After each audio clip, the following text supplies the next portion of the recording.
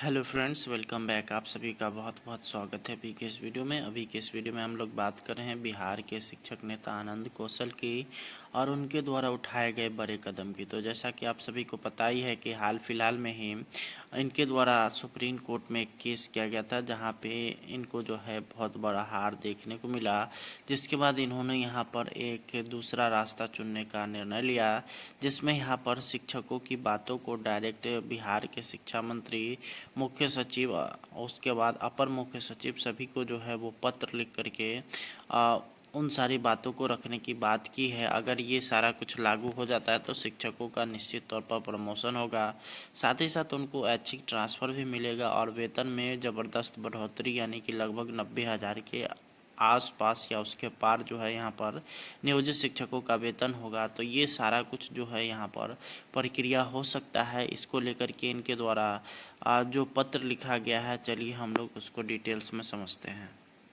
पहला जो आप लोग जो पत्र देख रहे हैं वो है to the additional chief secretary education department government of Bihar Patna,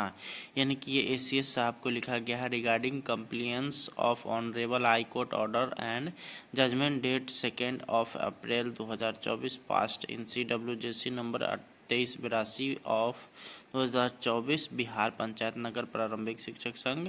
and others versus the state of Bihar and others. Dear sir, I would like to draw your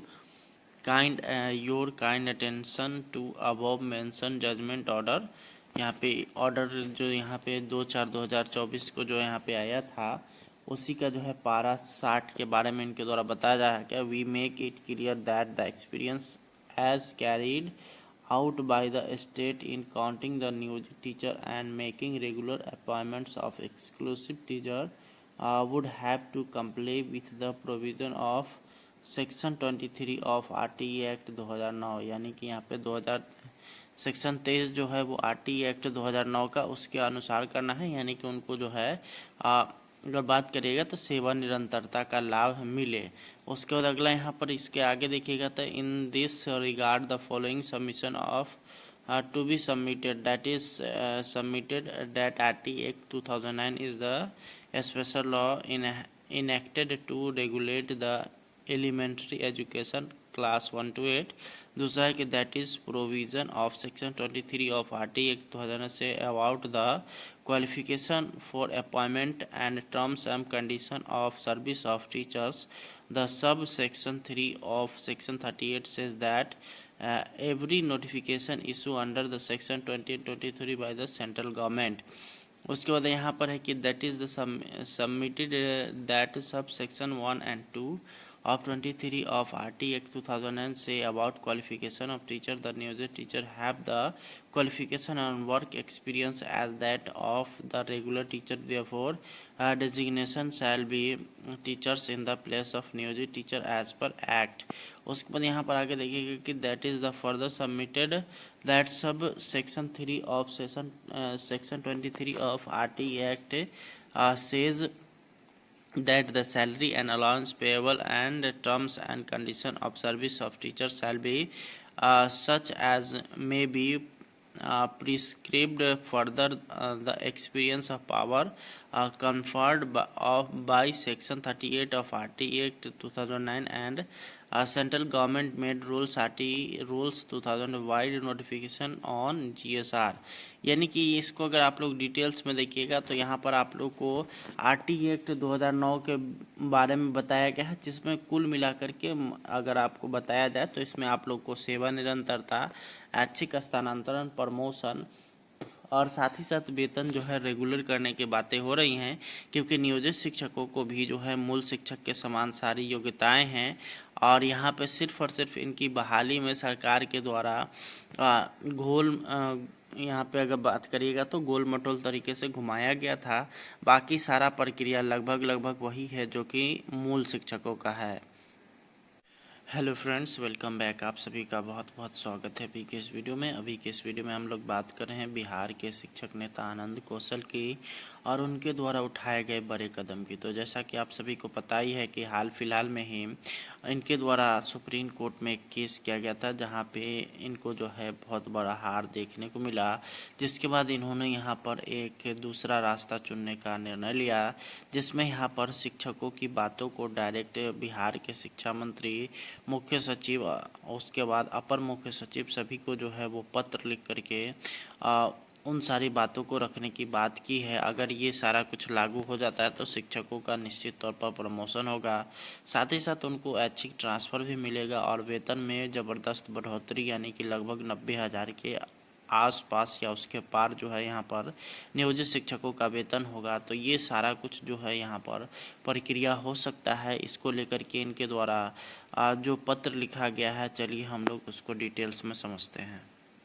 पहला जो आप लोग जो पत्र देख रहे हैं वो है to the additional chief secretary education department government of Bihar Patna, यानी कि ये ACS साहब को लिखा गया है, regarding compliance of honourable high court order and judgement date 2 April 2024 passed in CWJC number 2382 of 2024 Bihar Panchayat Nagar Prarambhik Shikshak Sangh and others versus the state of Bihar and others. Dear sir, I would like to draw your kind attention to above mentioned judgment order. यहाँ पे order जो यहाँ पे 2/4/2024 को जो यहाँ पे आया था,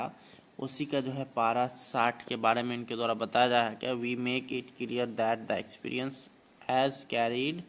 out by the state in counting the new teacher and making regular appointments of exclusive teacher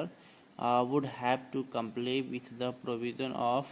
section 23 of RTE Act 2009, यानी कि यहाँ पे 2000 सेक्शन 23 जो है वो RTE एक्ट 2009 का उसके अनुसार करना है, यानी कि उनको जो है अगर बात करिएगा तो सेवा निरंतरता का लाभ मिले। उसके बाद अगला यहाँ पर इसके आगे देखिएगा तो in this regard the following submission of to be submitted that is submitted that RTE act 2009 is the special law enacted to regulate the elementary education class 1 to 8। दूसरा है कि that is provision of section 23 of RTE act 2000 से about the qualification for appointment and terms and condition of service of teachers. The subsection 3 of section 38 says that every notification issue under the section 20 and 23 by the central government. उसके बाद यहाँ पर है कि that is the submitted that sub section 1 and 2 of 23 of RTE Act 2009 say about qualification of teacher. The new teacher have the